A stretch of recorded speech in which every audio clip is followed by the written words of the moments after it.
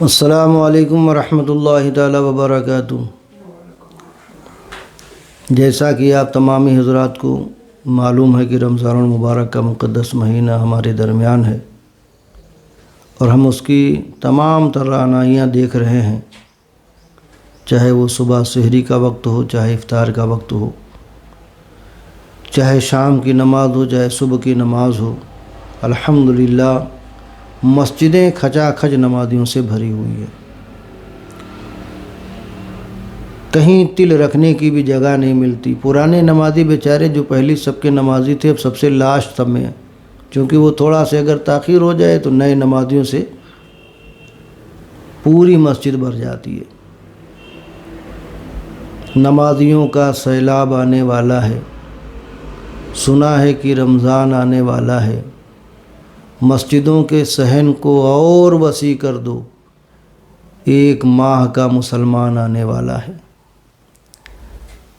جو رونق آج مسجدوں کی ہماری نمازیوں کے ذریعے سے ہے، کاش پورے سال یہ رونق ہماری مسجدوں کی برقرار رہتی، کاش یہ نمازی پورے سال ہماری مسجدوں کی زینت بنے رہتے تو ہماری مسجدیں مرثیہ خانہ ہوتی۔ آج یہ رمضان المبارک کا پہلا عشرہ جو رحمت خداوندی کا ہمیں اور آپ کو حقدار بنا رہا ہے، اللہ رب العزت کی رحمتیں جھما جھم روزے داروں پر، نمازیوں پر برس رہی ہیں۔ یوں تو اللہ رب العزت نے اس پورے مہینے کو 3 حصوں میں تقسیم کیا۔ پہلا حصہ رحمت کا رکھا، دوسرا مغفرت کا رکھا، تیسرا گناہوں سے، جہنم سے آزادی کا رکھا۔ اب رحمت کے عشرے میں ہیں تو ہمیں اللہ کی رحمتوں سے امید لگا کر اپنی بخشش کا ہر سامان اللہ کی بارگاہ میں پیش کرنا چاہیے، ہر طرح سے اللہ رب العزت کے حضور حاضر ہونے کا، اللہ رب العزت کے بارگاہ میں اپنے عمل کے ذریعے سے اس کی رحمت کا طلبگار بننا چاہیے۔ اس لیے بننا چاہیے کہ اللہ رب العزت بڑا کریم ہے، بڑا مہربان ہے۔ کسی نے کیا خوب کہا ہے، وہ نوازنے پر آئے تو نواز دے زمانہ، وہ کریم ہی جو ٹھہرا تو کرم کا کیا ٹھکانہ۔ میں آج ان نئے نمازیوں سے گزارش کروں گا کہ جو حضرات 1 مہینے کے لیے نماز پڑھنے کے لیے مسجدوں میں آئے ہیں،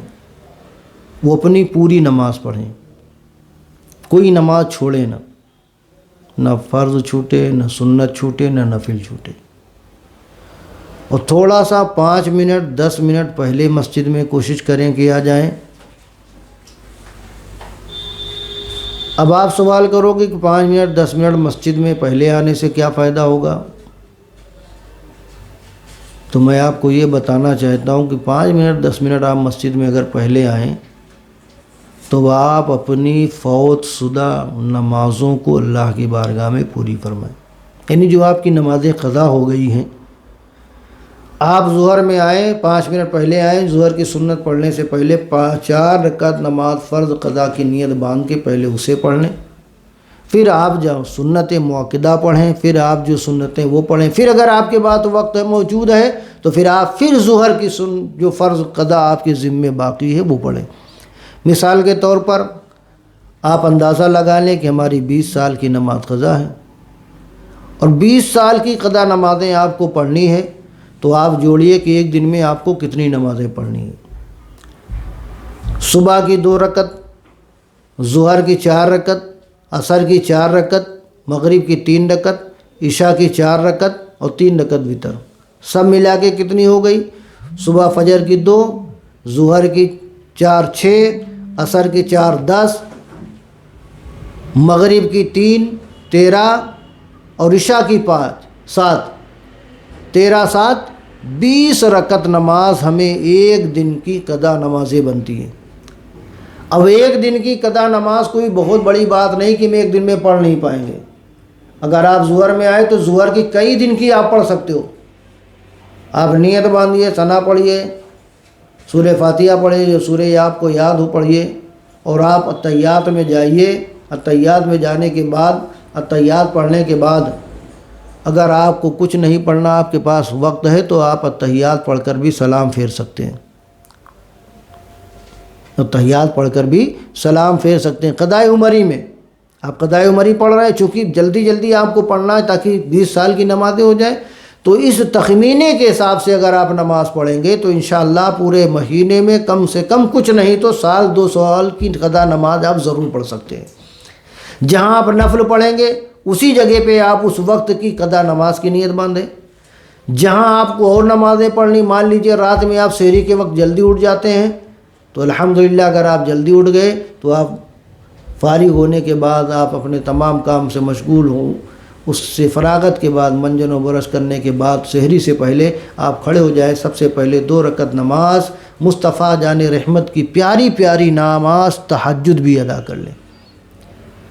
چونکہ آپ اٹھیں گے، ہم اٹھیں گے ہی، آدھا گھنٹہ پون گھنٹہ پہلے سحری میں اٹھ جاتے، ہمارے گھر والے بیدار کر دیتے ہیں، تو اس بیدار ہونے کا اس وقت کا ہمیں فائدہ اٹھانا ہے۔ اس وقت ہمیں اگر اٹھ گئے تو ہمیں فائدہ اٹھانا ہے، اس لیے کہ اگر اللہ رب العزت نے اب ہمیں موقع دے دیا تو کم سے کم ہم اس وقت اس رات میں اٹھ کر اللہ کی بارگاہ میں تہجد کی نماز پڑھیں، اس کے بعد پھر دعا کریں اللہ کی بارگاہ میں۔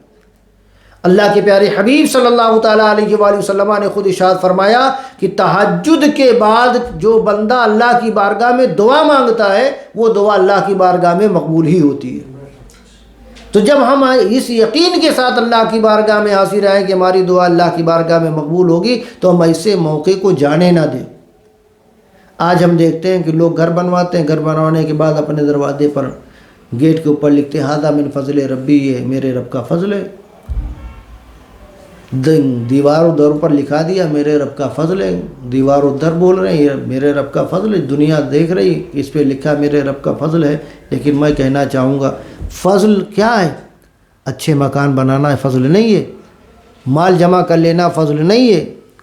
اچھی دنیا کی سستی شہرت اکٹھا کر لینا یہ اللہ کا فضل نہیں ہے۔ اللہ کا فضل تو تب ہوتا جب اللہ تمہیں تہجد کی توفیق عطا فرماتا، جب اللہ تمہیں سجدوں کی توفیق عطا فرماتا، جب اللہ تمہیں اچھے اخلاق کی توفیق عطا فرماتا، جب اللہ تمہیں برائیوں سے بچنے کی توفیق عطا فرماتا، تب بندہ کہتا ہے ھذا من فضل ربی، یہ میرے رب کا فضل ہے کہ اللہ نے مجھے گناہوں سے پاک و صاف کر دیا، یہ میرے رب کا فضل ہے کہ اللہ نے مجھے تہجد کے لیے کھڑا کر دیا، یہ میرے رب کا فضل ہے کہ اللہ نے فجر میں میری آنکھوں کو بیدار کر دیا، یہ میرے رب کا فضل ہے کہ اللہ رب العزت نے پورے رمضان المبارک میں پوری تعظیم و تکریم کے ساتھ اللہ نے پورے مہینے عبادت کی ہمیں توفیق عطا فرمائی ہے۔ یہ اللہ کا فضل ہوتا ہے۔ اور آدمی دولت میں اللہ کا فضل شمار کرتا ہے، سرمایے میں، مال و متاع میں، انسان اپنے پاور میں کہتا ہے اللہ کا فضل ہے کہ اللہ نے مجھے اتنی طاقت دی، اتنی دولت دی، اتنا سرمایہ دیا ہے۔ سرمایہ یہ انسان کی کامیابی کی دلیل نہیں ہے۔ اگر زیادتی مال کامیابی کی دلیل ہوتی تو شداد سے بڑا کامیاب کوئی نہیں ہوتا، نمرود سے بڑا کامیاب کوئی نہیں ہوتا، قارون سے بڑا کامیاب کوئی نہیں ہوتا۔ لیکن مصطفیٰ کے غلاموں کی فہرست اٹھا کے دیکھ لو، جتنے بھی کامیاب آپ کو نظر آئیں گے کوئی دولت والا کامیاب نہیں ہے، کامیاب وہی ہے جو مصطفیٰ والا ہے، کامیاب وہی ہے جو محمد عربی صلی اللہ تعالیٰ علیہ وآلہ وسلم والا ہے، کامیاب وہی ہے جو مصطفیٰ جان رحمت صلی اللہ تعالیٰ علیہ وآلہ وسلم کے اصولوں پر زندگی گزارنے والا ہے۔ اور یاد رکھو مدینے تک جتنے راستے جاتے ہیں ہر راستے کو آپ تلاش کر دیکھ لو، کوئی ایسا راستہ مدینے تک نہیں جائے گا جو نماز کو چھوڑ کر مصطفیٰ جان رحمت تک پہنچتا ہوگا۔ کوئی راستہ مصطفیٰ جان رحمت تک جو بھی جاتا ہے وہ نماز کے بغیر نہیں جاتا ہے، اور جب نماز کے بغیر کوئی راستہ محمد عربی صلی اللہ تعالیٰ علیہ وسلم تک نہیں جاتا تو کوئی بندہ بھی بغیر نماز پڑھے محمد عربی تک نہیں پہنچ سکتا ہے۔ نماز فرض ہے، نماز ہمیں پڑھنی ہی پڑھنی ہے۔ جو نمازیں باقی ہیں وہ کسی صورت معاف ہونے والی نہیں ہیں۔ یہ نہیں کہ ہم دعا کر لیں اللہ ہمارے پیچھے 15 سال کی نمازیں ہیں مولا اسے معاف کر دے، نہیں، اسے آپ کو پڑھنا ہی پڑھنا ہے۔ وہ اس وقت تک معاف نہیں ہوں گی جب تک آپ اسے ادا نہیں کرو گے، اور جب ادا کرنے کی آپ کوشش کرو گے، مان لو 25 سال کی ہماری نمازیں باقی ہیں، ہم نے دل میں خیال کیا کہ 25 سال کی قضا نمازیں پڑھنی ہیں اور پڑھنا شروع کر دیا، 1-2 سال یا 1-2 مہینے کی نمازیں پڑھی، اس درمیان ہمیں موت آ گئی تو ہو سکتا ہے اللہ رؤوف الرحیم ہے، اللہ قادر مطلق ہے، اللہ ہمارے دل کے اس بھید، اس راز کی وجہ سے ہمارے ذمے سے وہ نمازوں کو معاف فرما دے۔ لیکن ہم کوشش کریں گے تو جب بندہ کسی عمل کے لیے، اللہ رب العزت نے قرآن میں بھی ارشاد فرمایا، کسی شاعر نے بھی کیا خوب کہا ہے کہ خدا نے آج تک اس انسان کی حالت نہیں بدلی نہ ہو جس کو خیال خود اپنی حالت کے بدلنے کا۔ اگر بندہ بدلنا چاہتا ہے تو اللہ اس کی حالت میں تبدیلی پیدا فرماتا ہے، اور بندہ خود نہیں بدلنا چاہتا ہے تو اللہ رب العزت اس سے کبھی بدلنے کی توفیق بھی نہیں عطا فرماتا۔ ہم اللہ کی بارگاہ میں اس مبارک مہینے میں، رمضان مبارک کے پہلے عشر رحمت میں، ہم اپنے آپ کو اللہ رب العزت کی رحمتوں کا گہوارہ سمجھیں اور اپنے آپ کو جتنا ہو سکے اللہ کی رحمتوں کا حصے دار بنائیں، مستحق بنائیں۔